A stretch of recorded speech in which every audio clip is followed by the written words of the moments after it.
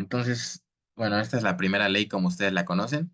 El cambio en la energía interna es igual al calor más el trabajo, donde Q es el calor añadido y W es el trabajo sobre el sistema. Y estaba comentándoles que aquí es cuestión de gustos, la convención que ustedes decidan.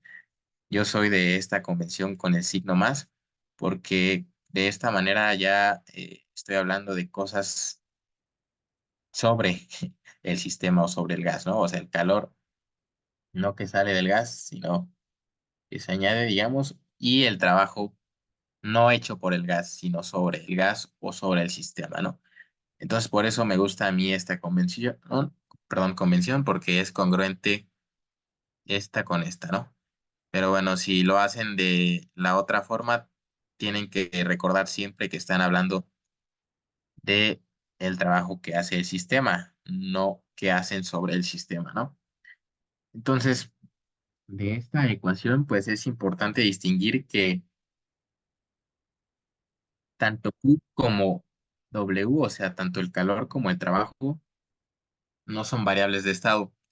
Ese término o esa idea de variables de estado, ustedes también deben de tener una noción. Básicamente, las variables de estado son la presión, el volumen, la temperatura, la energía interna. ¿Por qué? Porque depende de la temperatura. Entonces, para cada estado en el sistema, pues está bien definida la energía interna. Entonces, todas estas son variables de estado, ¿no? Así se les llama. Sin embargo, también este, podemos ver que Q y W no pertenecen a ese tipo de variables porque no existe una definición, una función trabajo o una función calor que sea válida para cada punto en un proceso termodinámico, ¿no? Entonces, estas no son variables de estado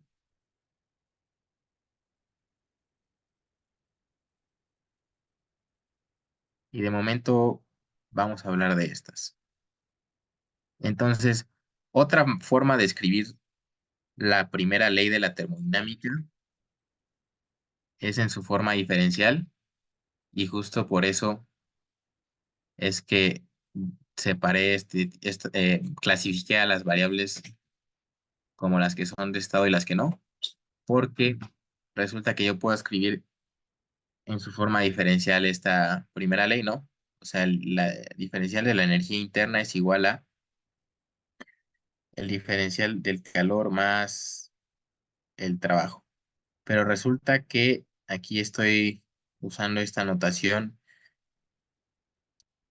para el diferencial de calor y el diferencial de trabajo, que significa que es una diferencial inexacta, ¿no? Y una diferencial inexacta, pues justamente entra en juego cuando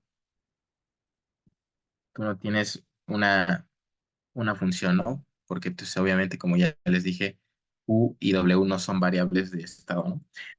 Entonces es mera notación, realmente no va a impedir operar de la manera en la que operamos estas cosas, que sean diferenciales inexactas o no. Y bueno, ¿qué podemos analizar de esta primera ley? Algo con lo que ustedes también ya han trabajado es el trabajo y el trabajo, vamos a verlo en términos generales, el diferencial del trabajo como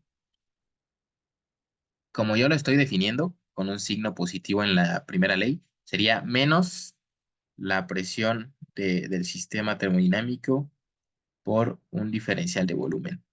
Ahora, aquí hay más rigurosidad, ¿no? Que tampoco es tan útil en la Olimpiada de Física, ¿no? Hablar de reversibilidad, de cuando algo es cuasi estático, ¿no? Pero después, si tenemos tiempo, quizá sería útil platicar acerca de eso, ¿no? En general, como van a trabajar los problemas cuando les pidan trabajo es con esta fórmula, ¿no? Esta ecuación. Entonces, si ustedes recuerdan, si integran ambos lados, pues básicamente el trabajo sería la integral de menos P de B, ¿no? Lo cual es geométricamente algo. ¿Quién me puede decir qué es?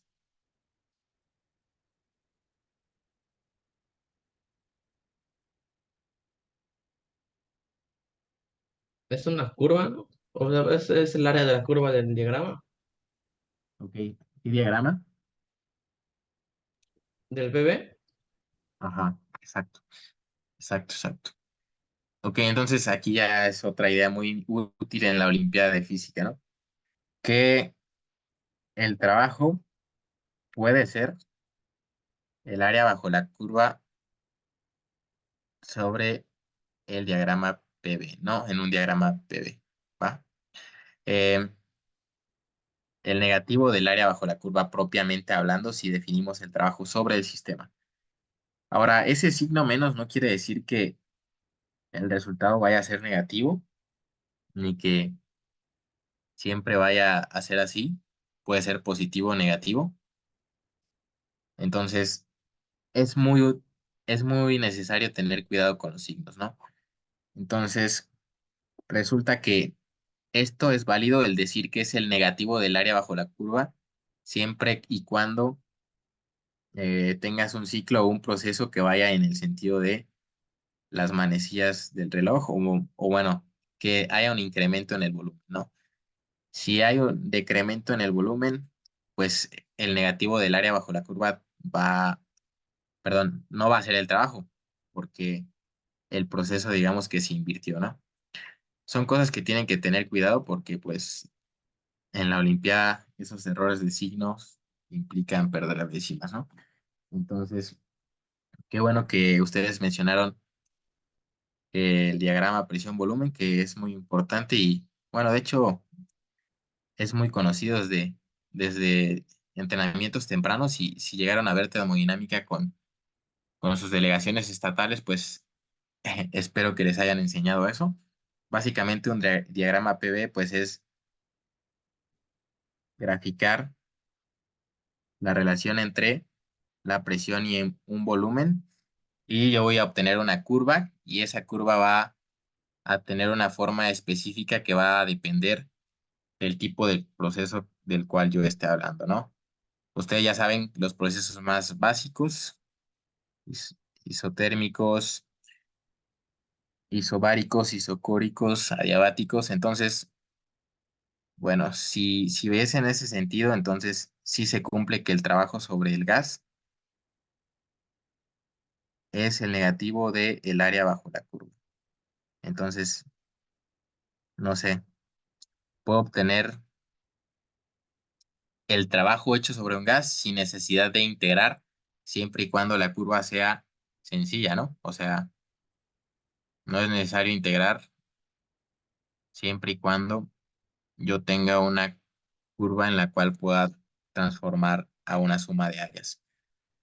Y bueno, justamente esta idea se usa en uno de los, si no recuerdo mal, no sé si al final se usaba o no, no recuerdo, pero en un problema de un selectivo que consistía en un proceso que era una línea recta, ¿no? Entonces, si tú tienes una línea recta, no necesariamente horizontal, y quieres obtener el trabajo hecho sobre un gas, pues yo sugeriría que no te complicaras la vida haciendo la integral y pues simplemente usando geometría, ¿no? Sumando áreas. Bueno, estas ideas son útiles sobre todo en cuestión ibero, siento yo, porque en un problema de termodinámica para la IFO, yo creo que sí implicaría meterle cálculo, pero si les viene un problema de termo en la Ibero, por ejemplo, podría ser de ese estilo, ¿no? De que a través de un diagrama PV calculen el trabajo y pues no necesitan saber integrar, ¿no? Bueno, esto no lo digo para que no se, no se esfuercen en aprender cálculo, al contrario, siento que es súper importante porque entienden muchos conceptos y además, sin saber cálculo, se restringen a resolver gran bagaje de problemas, ¿no? Entonces, si todavía no saben cálculo, les recomiendo que se enfoquen en aprender por lo menos a derivar e integrar y ya pues aplicaciones más avanzadas pues también irlas viendo, ¿no? Como calcular áreas, volúmenes, momentos de inercia, centro de masa, esas cosas se pueden realizar a través de cálculo integral pues sería bueno que las vayan checando, ¿no? Porque sí, hay muchos problemas que usan el cálculo. Y bueno, ustedes ya también deben de saber que hay muchos conceptos de física que para entenderlos mejor necesitan saber cálculo, ¿no? Entonces, de momento no voy a hablar más de la primera ley de la termodinámica, solo se las quería recordar, no presentar, porque yo sé que ustedes están aquí porque ya la conocían. Entonces, quiero hablar de otro tema que también es relevante. Y bueno, esta definición de la que les voy a hablar surge de que un cuerpo no posee calor, ¿no? Entonces, ustedes saben que el calor es energía en tránsito. Y es por eso que voy a definir este concepto llamado capacidad calorífica. Entonces, la capacidad calorífica, ¿alguien me puede decir cuál es la definición de capacidad calorífica?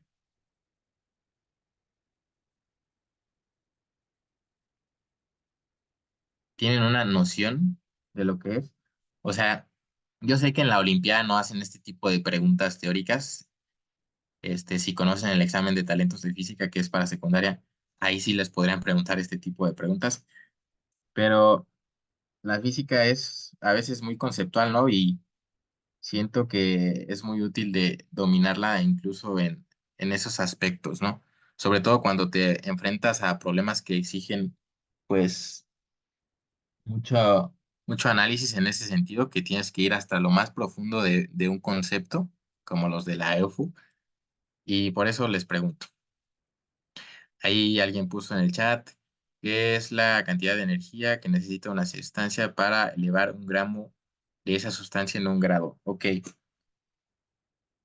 bueno, eso lo conocemos como calor específico y está relacionado con la capacidad calorífica porque resulta que el calor específico es capacidad calorífica por unidad de masa, pero para la termodinámica y específicamente de los gases, nos va a servir más iniciar con capacidad calorífica, ¿no? Que sí es el cociente entre el calor y el cambio de temperatura, ¿no? O sea, es la cantidad de calor que se necesita para incrementar la temperatura de un cuerpo sin necesidad de hablar de la cantidad de mol o de masa de esa sustancia, ¿no? Entonces, o de ese cuerpo. Sí, ustedes conocen la fórmula, que, que la han visto seguramente de esta manera, como incrementos, ¿no? O sea, la capacidad calorífica se define como delta Q entre delta T, donde delta T es un cambio en la temperatura y Q es calor. Entonces, esta es válida cuando no hay transiciones de fase, ¿no? O sea, hay incrementos finitos y bajo cierto intervalo de ese aumento en la temperatura.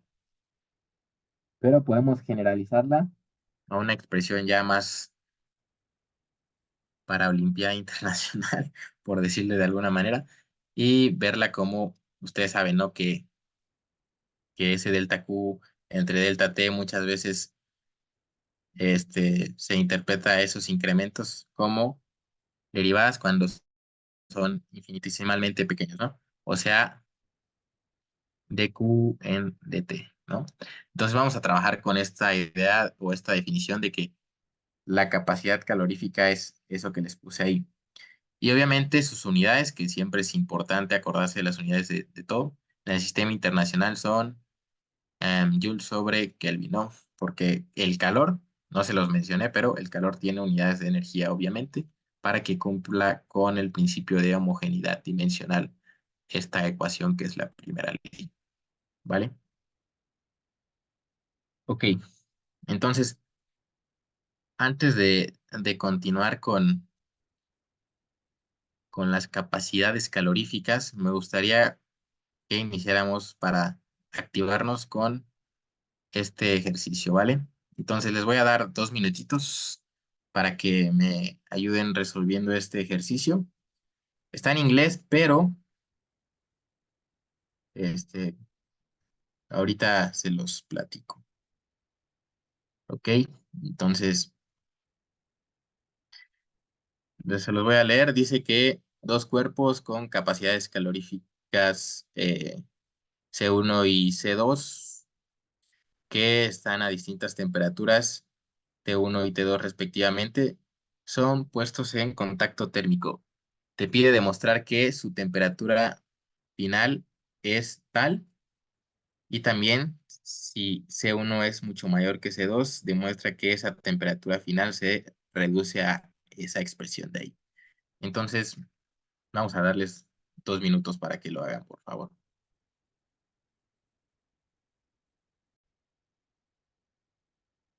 Que aprendan de esto, de aproximaciones, ¿no? También se ve mucho en la Olimpiada de Física y nunca es tarde para, bueno, sí, si ya están en la Olimpiada Nacional, perdón, Internacional, y de plano no tienen ni idea de aproximar, ya es tarde para aprender.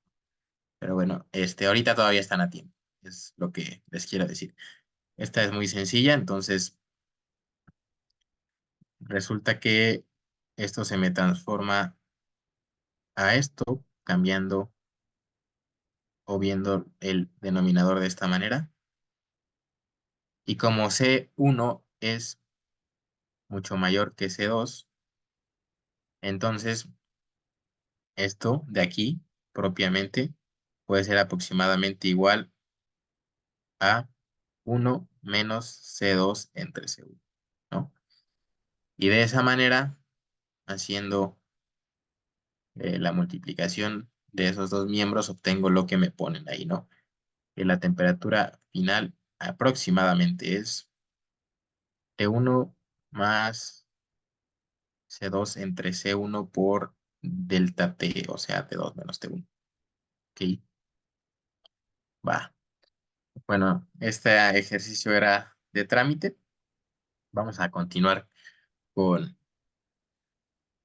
con el tema. Básicamente la idea de este ejercicio es este, esto de aquí, ¿no? O sea, identificando eso, ¿no?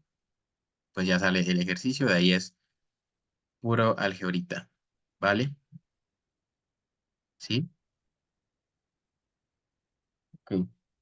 Perdón, me Bueno, quedó duda entonces, de por qué no se dividió a TF, temperatura final, entre C1 cuando se hizo el paso anterior a este. ok, ¿por qué si dije que a todo no dividía TF? ¿Me preguntas? Sí, porque sí dijo que a todo, no a TF. Ah, ok, porque, bueno, al decir a todo me refiero a que multipliqué por uno realmente, o sea, hice esto de aquí. Em, a esto de aquí lo multipliqué, perdón, lo multipliqué por uno entre C1. Ya veo. Arriba y abajo se refiere. Ok, va. Exacto. Muchas Sí. gracias. Ya. Y esto de aquí es uno, entonces es como a TF no le afecta. Va. Entonces, bueno, ahora continuando con el término o la definición o la idea o el concepto de capacidad calorífica, la mayoría de problemas de termodinámica son de gases, ¿no? Entonces, ahorita estamos iniciando con eso. Y cuando hablamos de gases, precisamente es útil definir a dos capacidades caloríficas. Una que es la famosa CV, que es la capacidad calorífica a volumen constante, y se define de la siguiente manera. Este, ¿Ya vieron derivadas parciales o saben qué es una derivada parcial?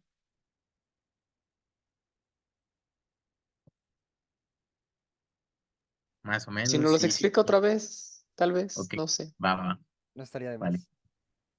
Sí, sí, claro. Entonces, antes de ponérselo, pues una derivada parcial,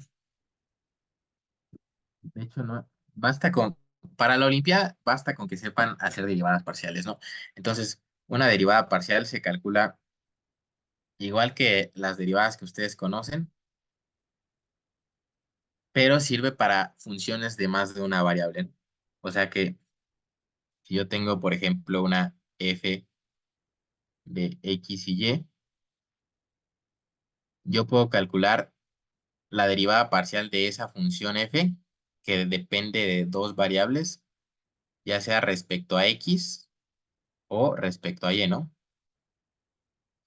¿Y cómo las calculo? Bueno, para verlo con mayor claridad puedo poner cualquier ejemplo, ¿no? Em, no sé, el más sencillo que se me puede ocurrir es este, ¿no? X por y. ¿Qué quiere decir que hago la derivada parcial de f respecto a x? ¿Qué tengo que mantener constante? La Y. Pues la variable, exacto, que no estoy, respecto a la cual no estoy derivando, ¿no? O sea, que no me va a interesar ver a y como una variable, sino simplemente calcular la derivada, ignorando o tratando a y como un numerito más, ¿no? Entonces, esto ustedes saben que sería ¿cuánto? Entonces, Y. exacto, ¿no? Porque es la derivada de x, ¿no? Por la constante, digamos, y, ¿no? Y. Y bueno, ahora y es al revés, pues respecto a y sería x, ¿no? Y bueno, ese es el caso más sencillo que podrán encontrarse. Ahora, eso es todo. ¿Sí? Resulta que en los gases podemos capacidades caloríficas, porque si ustedes se imaginan añadiéndole calor a un gas, pero yo quiero, o a mí me interesa hablar de los casos, cuando yo mantengo el volumen constante y cuando yo mantengo una presión constante. Entonces, para eso me sirve definir eh, la capacidad calorífica a volumen constante, CV, que es la derivada parcial del calor respecto a la temperatura, manteniendo justamente el volumen constante. Por eso se llama capacidad calorífica a volumen constante, CV. Es parcial porque yo no sé cómo Q puede depender de las demás variables. Bueno, no es que dependa de las demás variables porque no es una función, como ya les dije, pero para pequeños incrementos sí puedes escribir un diferencial de calor como, o más bien usando incrementos o diferenciales perdón, diferenciales de las variables de estado. O sea, que por eso es necesario usar la derivada parcial. Y básicamente es esta notación que se usa para la capacidad calorífica a volumen constante. Y también hay una capacidad calorífica a presión constante que se escribe de esta manera, ¿no? La derivada parcial de Q respecto a T, pero ahora mantienes la presión constante, ¿no? O sea, en un sistema, en un gas, para el primer caso, tú le añades calor y quieres ver la razón de cambio de ese calor respecto a la temperatura si consideras el proceso a volumen constante, ¿no? Y en el otro caso, si lo consideras a presión constante. ¿Sí? Ahora,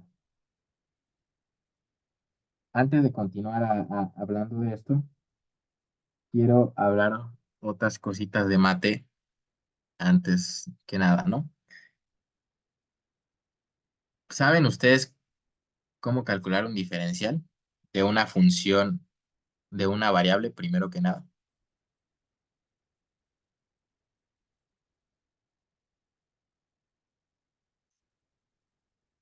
Creo que sí, ok. No es la derivada multiplicado por otro diferencial. Ok, ajá, sí. O sea, supongo que ahora estoy hablando de una función f de x, ¿vale? Entonces, esa función es de una variable, solo depende de x. Y si yo quiero calcular el diferencial de esa función, el diferencial de f, y es muy fácil de verlo porque aquí se pueden imaginar los diferenciales y derivadas como fracciones. Entonces, para calcular un diferencial, calculas la derivada de la función respecto a su variable y lo multiplicas por dx, ¿no? En este caso. Y tiene mucho sentido porque es como si se pudiera eliminar dx con dx, entonces df te queda la igualdad con df, ¿no? Entonces, un diferencial de una función de una sola variable se calcula multiplicando a la derivada por el diferencial de x, ¿no? En ese caso, cuando una variable depende de x, ¿sí? Así de fácil y sencillo. O sea que si saben derivar, también ya saben calcular o obtener un diferencial, ¿no? Ahora, ¿qué pasa cuando yo tengo, si un matemático se está retorciendo ahora mismo, posiblemente? ¿Qué pasa si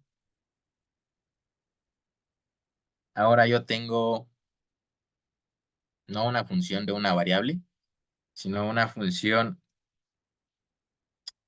le voy a poner f porque me gusta más f que g, que h, que cualquier otra? ¿Qué pasa si ahora yo tengo una función que depende de, digamos, dos variables? ¿Cómo puedo calcular ese diferencial de esa función?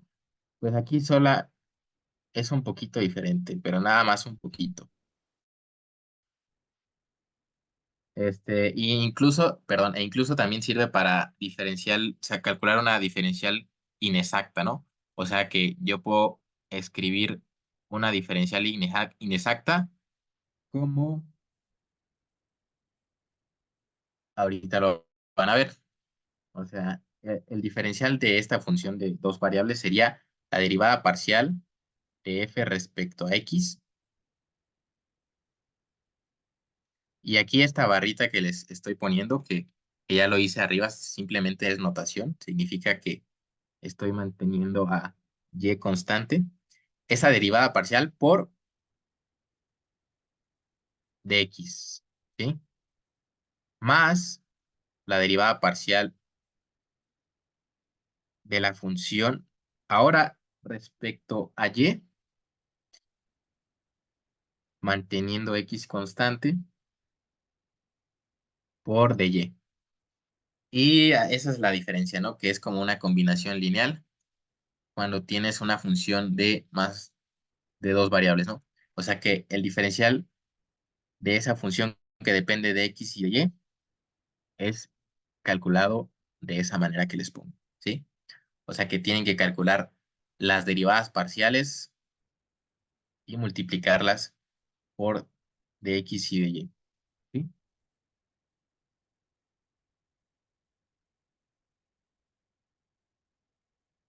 ¿O no?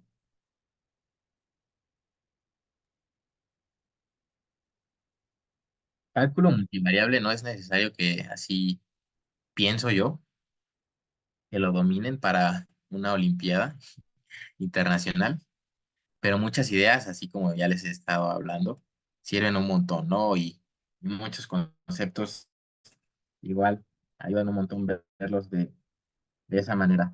Entonces, bueno, este, no sé si vieron esto de diferencial, pero ya estuvieron trabajando integrales múltiples y también estuvieron trabajando derivadas parciales, ¿no? Entonces, en principio, aunque sepamos calcular o la idea de una derivada parcial y de esto de un diferencial, pues es, eh, es suficiente para lo que ahora vamos a ver, ¿va? ¿Alguna duda? No, muchas gracias por el repaso. Va, de nada. Ok, entonces, regresando a mi CP y mi CV, ahí, ¿cuál de las dos creen que sea más grande? La idea de cada una de estas siempre tenga la presente. Una es manteniendo un volumen constante y otra es la presión constante, ¿no? O sea, es muy obvio porque el mismo nombre dice su diferencia, ¿no? Entonces, ¿cuál será más grande? ¿Quién tiene alguna idea? ¿Y por qué? Obviamente.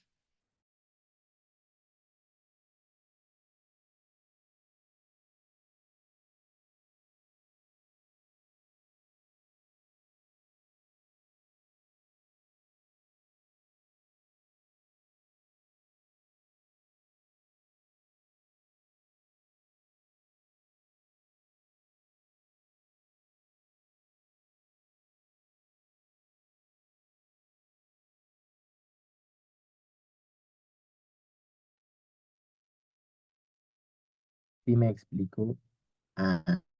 Y con mi pregunta, Sí, sí, sí. ¿tienen alguna idea entonces? O sea, igual y ya saben cuál es más grande, pero el por qué es lo complicado a veces. Entonces, no, piensen en lo que, o sea, la idea de cómo estamos trabajando esto es ir partiendo desde cero, digamos, y ir construyendo cosas, pero sin usar cosas que no hemos visto, ¿no? O sea que ustedes tienen todo lo necesario para poderme decir una idea de esto.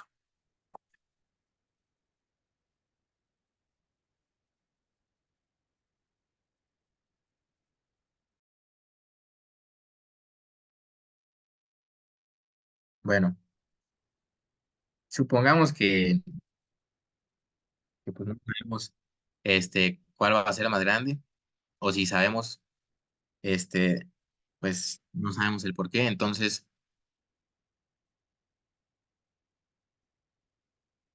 vamos a primero ver si es CP o CV, ¿vale? Ok, y ahorita hablamos del por qué. Entonces, aquí quiero que pongan atención, por favor. Em, y porque quizá simplemente vamos a hablar o meter un poquito de rigor, pero no es tan complicado, solo no pierdan el hilo, ¿no? Entonces, mi pregunta es, ¿cuál es más grande, no? Y para determinar cuál es más grande, yo puedo calcular esta resta, ¿no? Y si obtengo un número positivo, es CP es más grande, si obtengo un número negativo, CB es más grande, o si obtengo cero, serían iguales, ¿no? Se supone, ¿no? Matemáticamente.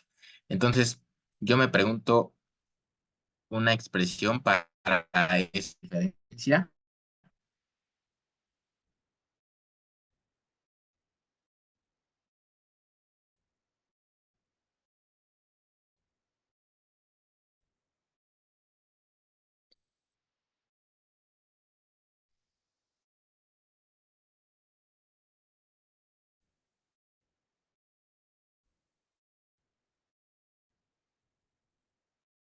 Y en términos de que la quiero, bueno, primero yo ya, ¿sí? Ahora, aquí,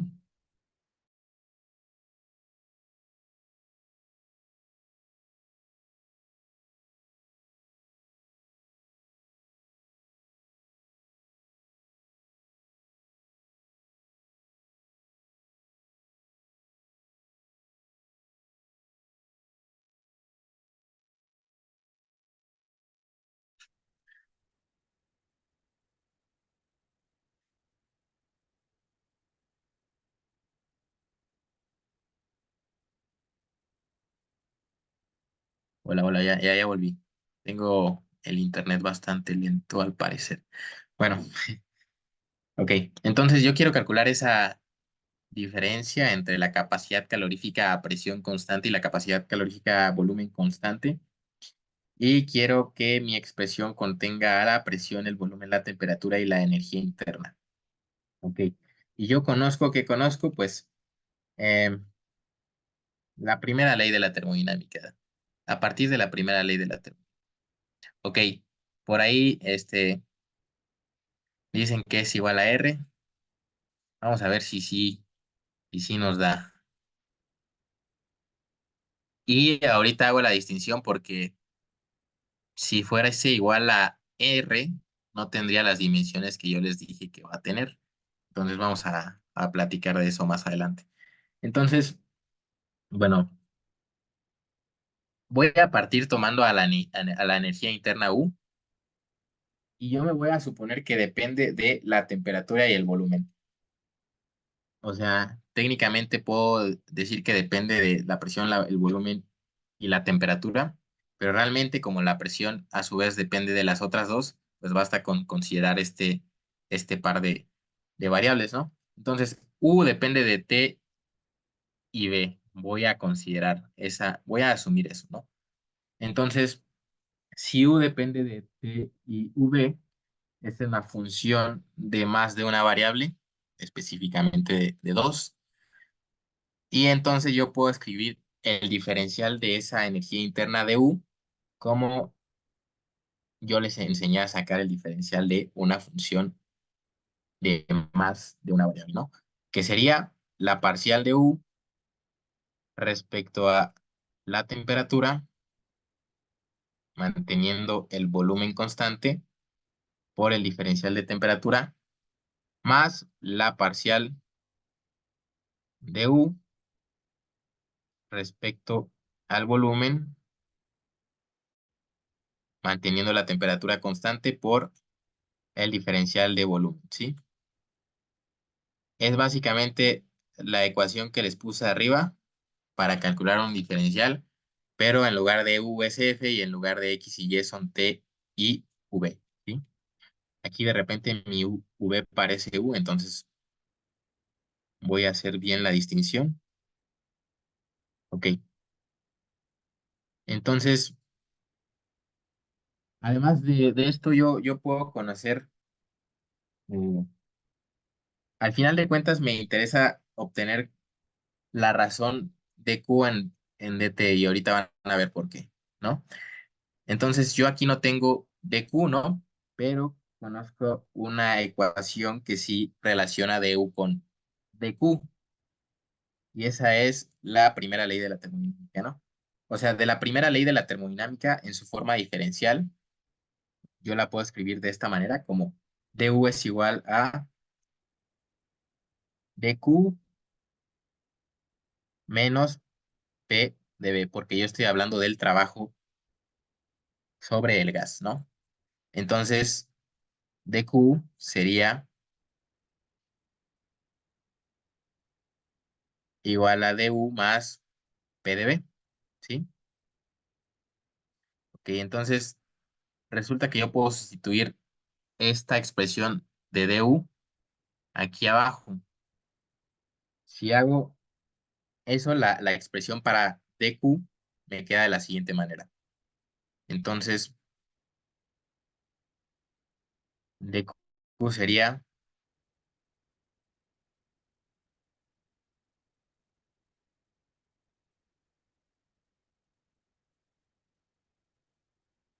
igual a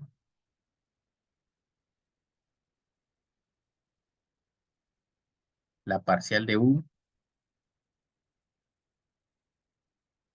respecto a T por dt más, aquí yo tengo un término semejante dB con dB, entonces lo puedo factorizar de manera que me queda un paréntesis, la parcial de U respecto a V, manteniendo la temperatura constante, más P todo eso por dB, ¿sí?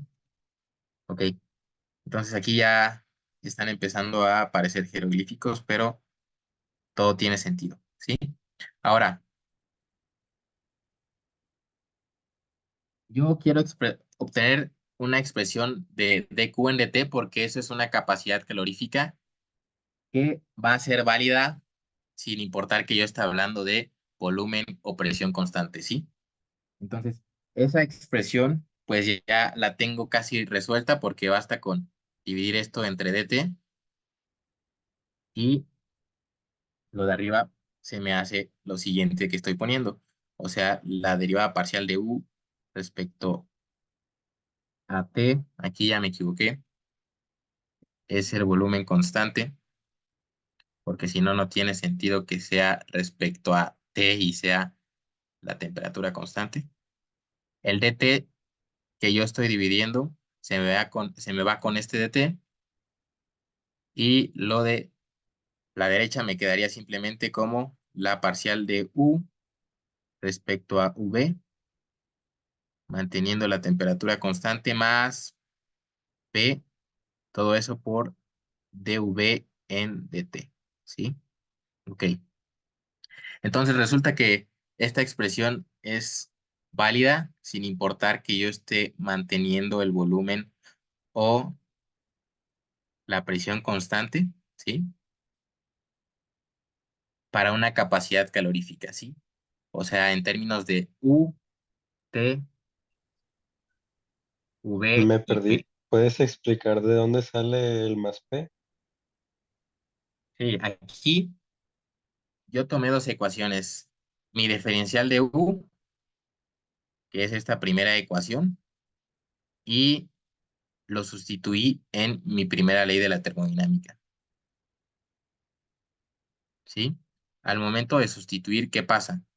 Pues este término de aquí lo tengo aquí y este término de aquí con este de aquí tienen el factor diferencial de volumen, por lo cual lo saco del paréntesis y lo pongo como eso por la suma de este más este, ¿sí? Ok, sí, está bien. ¿Sí o no? O de nuevo, Sí, sí, sí, ya vi. va, muy bien. Entonces, eso fue lo que hice, ¿no? De mi diferencial de U lo sustituí en mi primera ley de la termodinámica y ya después hice algebrita para simplificarlo, ¿no? O sea, solo factoricé el único término común que tengo. Después divido entre dt y tengo esa expresión, que es una expresión para la capacidad calorífica sin importar que sea a volumen o a presión constante. Ahora, si yo quiero hablar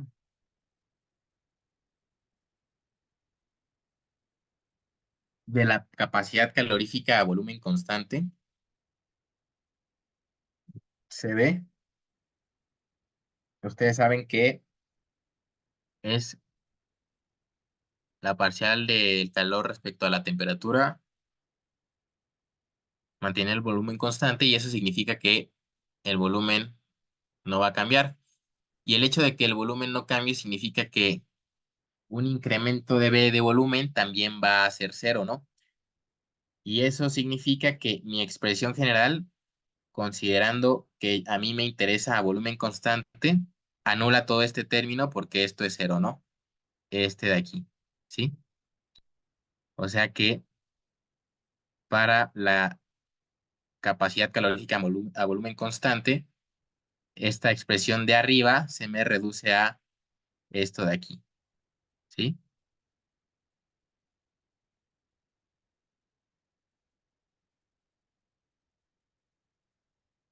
¿Vamos o no vamos?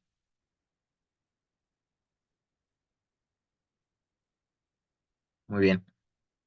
Ok, entonces ya obtuve CB, ¿no? En términos de la derivada parcial de U respecto a T.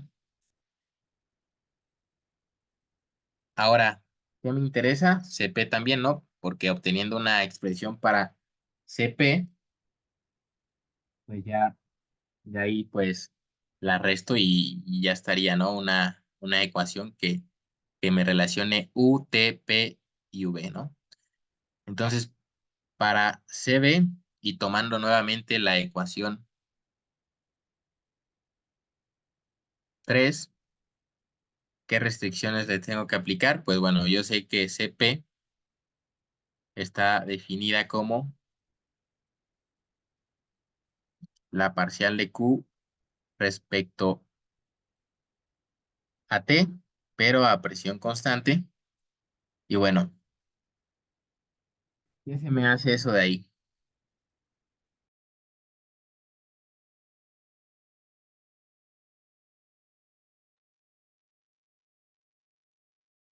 Resulta que cuando yo restrinjo que la presión sea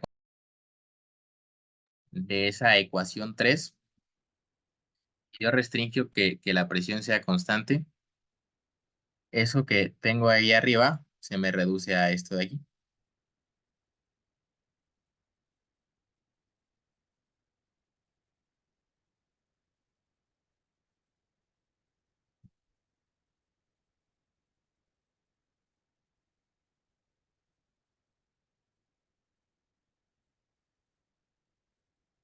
Simplemente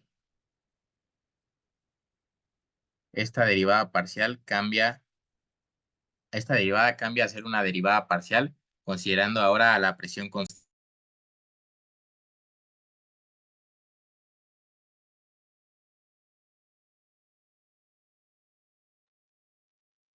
Entonces aquí tengo que la capacidad calorífica a presión constante sería la parcial de U respecto a T,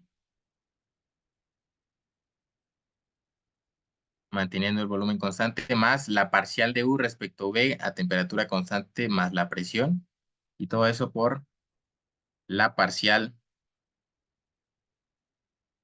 del volumen respecto a T, ¿sí? Ok. Entonces, solo afecta a este término porque aquí ya estoy relacionando estas otras tres variables. De tal forma que si yo ahora, considerando la ecuación 4 y 5, las puedo restar y teniendo eso, CP menos CB se reduce a esta expresión, ¿no? Simplemente se va a ir este término y esa diferencia resulta ser lo siguiente de aquí. Ahora, viene la parte sencilla y con eso quiero que ustedes me apoyen. Partiendo de que, bueno, déjenme les termino de escribir el resultado.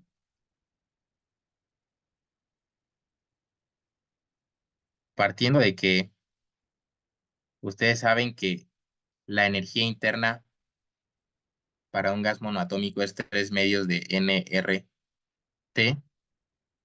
y de su ecuación de gas ideal, evalúen CP y CB. O sea, obtengan el valor numérico de ambas capacidades caloríficas. ¿Qué tienen que hacer? Pues ya eh, llegamos a tres resultados importantes. Este de aquí, bueno, en realidad son dos porque si yo tengo esta, ya puedo determinar CP a partir de esta de aquí, ¿no? Entonces, van a usar la ecuación 4, la ecuación 6 y todo lo que ya saben para evaluar esas capacidades caloríficas. ¿Sí? Más o menos eh, se entiende lo que tienen que hacer o tienen alguna idea de cómo hacerlo. Sí, sí.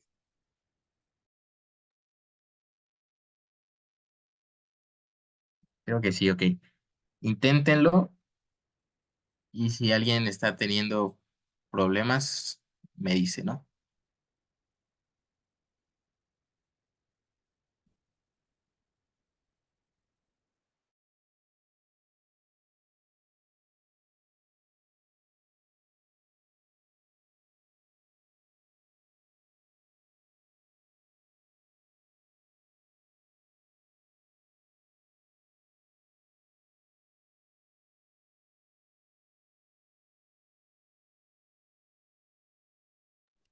Tengo una duda. En estas ecuaciones con derivadas parciales y todo eso, ¿se puede sustituir así simplemente, por ejemplo, la U, que U es igual a 3 medios de nRT, se puede sustituir eso en la derivada parcial de U con respecto a V con la temperatura constante?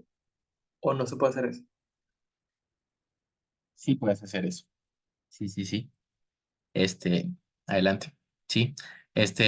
Ustedes usen lo que crean conveniente de todo lo que hemos visto. O sea, en la primera clase vimos esta ecuación y esta ecuación, ¿no? Y ahorita vemos esto de arriba, ¿no? Entonces, con esto que ya vimos, se puede obtener el valor numérico de las capacidades caloríficas a volumen y presión constante.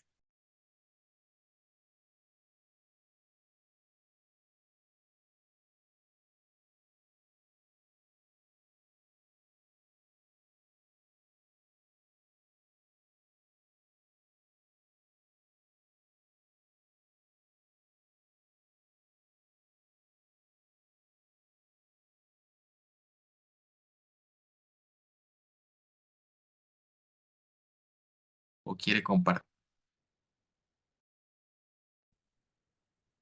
Por ahí dijeron NR, 5 medios de NR. O sea, todos obtuvieron que CP es mayor que CV, al parecer que era nuestra pregunta inicial. ¿Sí? Y ahorita vemos el 3 medios de NR. Ok, hay diversas opciones. A mí Muy también me bien. salió 3 medios de NR Ok, tres- en CB. ok, sí. Por ahí, quizá. O sea, es que no sé, creo que ustedes están dando la respuesta de CP, otros de CV, otros de la diferencia. Entonces, quizá todos estén correctos. Pero vamos a ver. ¿Cómo había que proceder para resolver este ejercicio? Bueno, lo que, muy bien, lo que hay que hacer aquí es lo siguiente. Ustedes ya saben que pueden obtener la capacidad calorífica a volumen constante a través de la energía interna por la ecuación 4, ¿no? O sea que si yo calculo la parcial de la energía interna respecto a la temperatura, que ahorita la voy a poner así nomás, sería 3 medios de NR, ¿no? Y ese es el valor de este CV, ¿sí? Así era la primera CV, que era la más sencilla de calcular, porque a partir de esta relación pueden despejar y obtener CP en términos de CV, ¿no? Entonces, usando la ecuación 6, yo tengo que CP es igual a CV más la suma de todo esto de aquí, ¿no? Y todo eso de aquí, bueno, voy a sustituir CV como 3 medios de NR, que yo ya lo acabo de obtener, 3 medios de NR. Y ahora lo que tengo que hacer es calcular la parcial de U respecto a V. ¿Cuánto vale la parcial de U respecto a V para el caso de un gas monoatómico ideal? Mm, ¿Cuánto vale? 3 medios de P. Hola. ¿Cómo? Perdón Perdón. por eso grito. Hola, hola. 3 medios de P. Hola, amiga. La parcial de U respecto a 3 medios de P. De P, de P. P de palo. 3. Ok. ¿Están de acuerdo sus compañeros? ¿Por qué? O sea que a Sebastián no te dio eso a ti.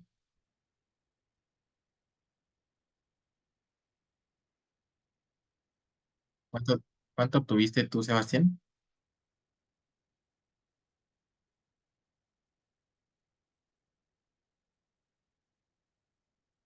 Sí.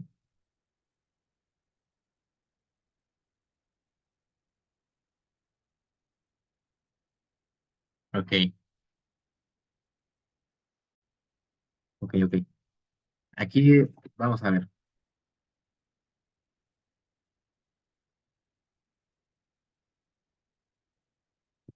Entonces, estoy calculando la derivada parcial de u respecto a v, ¿no? ¿Sí?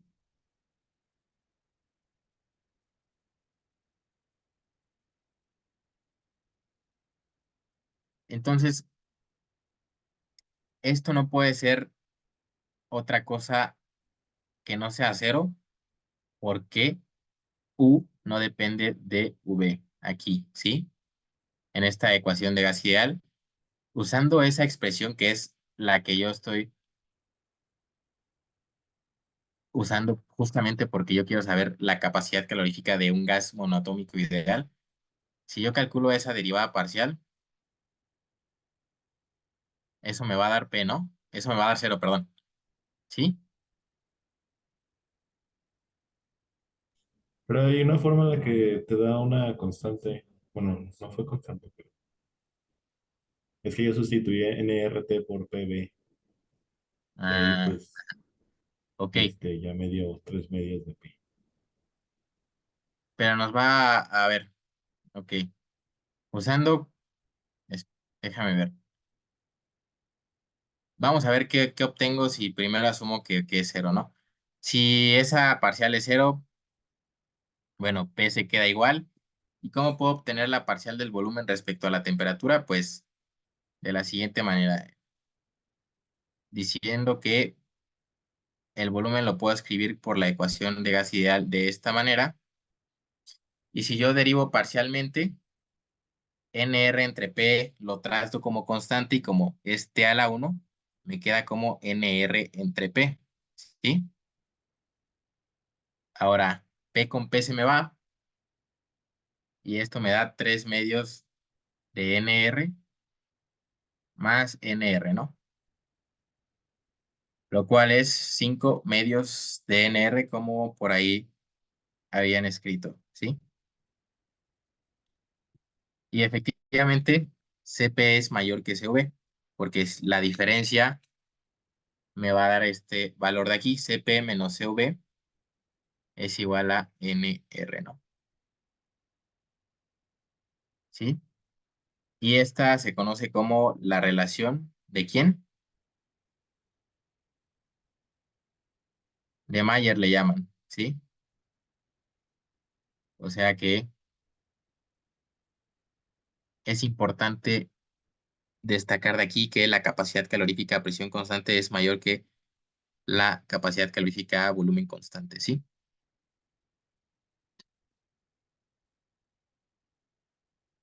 Va. Entonces, bueno, déjame pensar.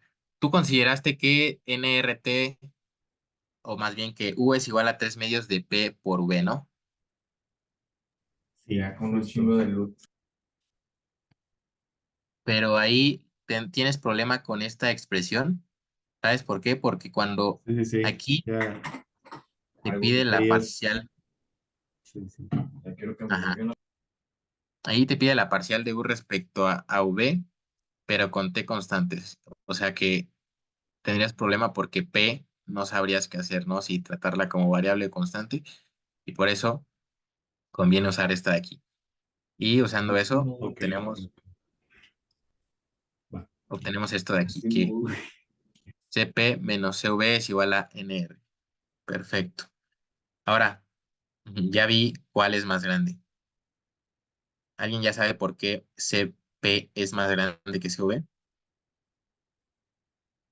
Porque NR es positivo, ¿no? Sí, o sea, es un hecho de que CP es más grande que CV porque NR es positivo. Ambas son constantes positivas. Pero físicamente, ¿por qué se cumple eso?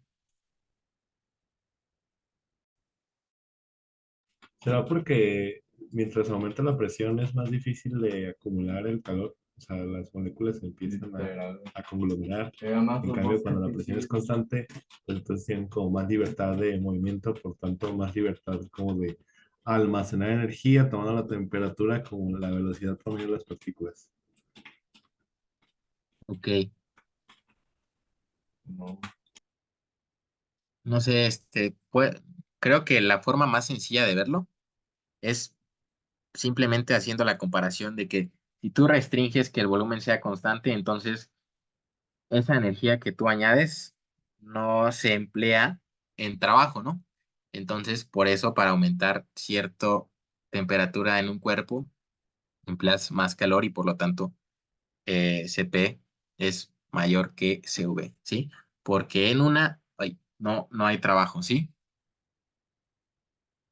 Básicamente eso sucede, porque recordemos que Cv es a volumen constante, ¿sí? Entonces, quizás sería útil para dar esa respuesta pensar en la primera ley de la termodinámica o en energía, ¿no?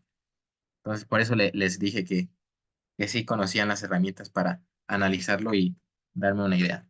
Muy bien. Entonces, bueno, ya obtuvimos esta importante relación, ya vimos ecuación de estado, energía interna de un gas monoatómico, y bueno, resulta que estas Cp y Cv las calculamos para un gas monoatómico, como les he estado recalcando, ¿no? Pero su valor no dista mucho para un gas diatómico. Entonces, bueno, en la Olimpiada la mayoría son o monoatómicos o diatómicos, ¿no? Entonces, su valor, Jesús, ¿qué parte quieres que repita?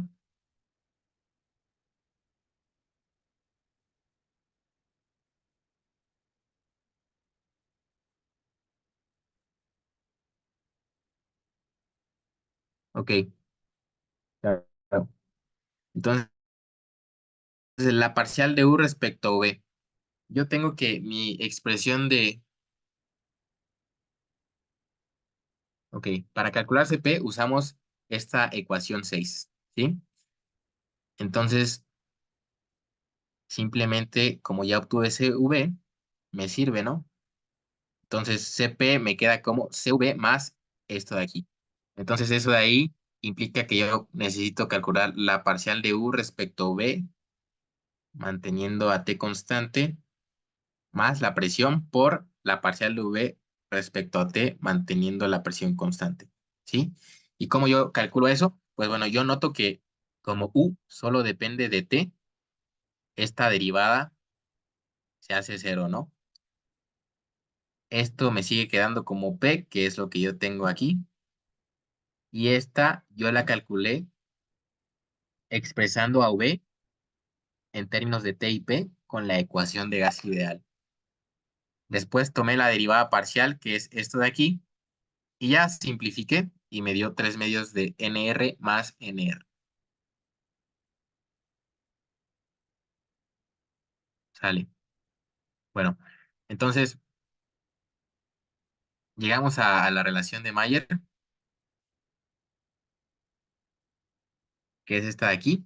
Y bueno, les estaba hablando que el valor de Cp y Cv cambian dependiendo del tipo de gas que yo esté considerando, pero resulta que esa diferencia entre un gas monoatómico y un diatómico siempre va a ser igual a NR. Ahora, yo puedo definir otra cosa que creo que ya no nos va a dar tiempo ver, pero ustedes también conocen que hay algo que se le conoce como coeficiente adiabático y lo meto desde ahorita porque tiene que ver con esto que estamos viendo, que es P y V. Y ese coeficiente adiabático se define como Cp entre Cv, ¿sí? ¿Y para qué me sirve el coeficiente adiabático? Pues para la ecuación que se cumple en un proceso adiabático, que ustedes ya deben de conocer y saben qué características cumple un proceso adiabático, que principalmente es que no hay transferencias de calor, ¿no? Entonces, eso es lo siguiente que vamos a ver. Vamos a hablar más de procesos y esperemos obtener o derivar las curvas adiabáticas, ¿no? O sea, ver de dónde sale eh, esta expresión de aquí. Y les voy a hablar de más tipos de procesos. Espero que nos dé tiempo de ver con suficiente detalle eso también. Y bueno, no sé si tengan alguna otra pregunta.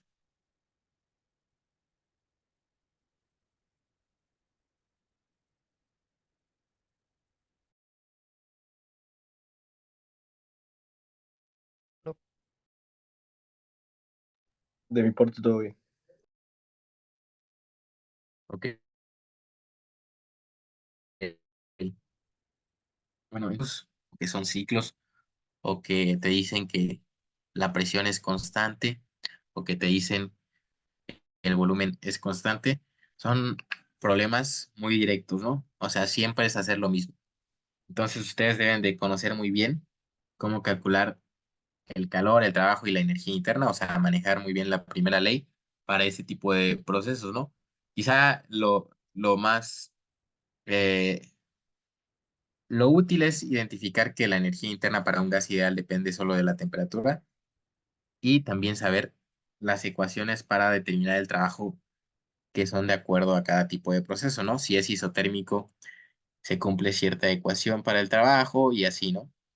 Son cosas que tienen que también dominar, porque, por ejemplo, cuando les pongan un ciclo o algo por el estilo, pues forzosamente las tendrán que usar, ¿sí? Ahora, yo les hablé de un diagrama PV, pero yo puedo también obtener un diagrama TV o, o VT. Entonces, el más común es el diagrama PV, pero por ahí, por ejemplo, justamente en un problema de un selectivo, vino algo de un diagrama TV. Espero que profundicemos en problemas la siguiente sesión y veamos esos procesos, ¿no? Entonces, para la siguiente, como ya les dije, vamos a ver curvas adiabáticas y qué más, y ver problemas, ¿no? A ver qué podemos avanzar.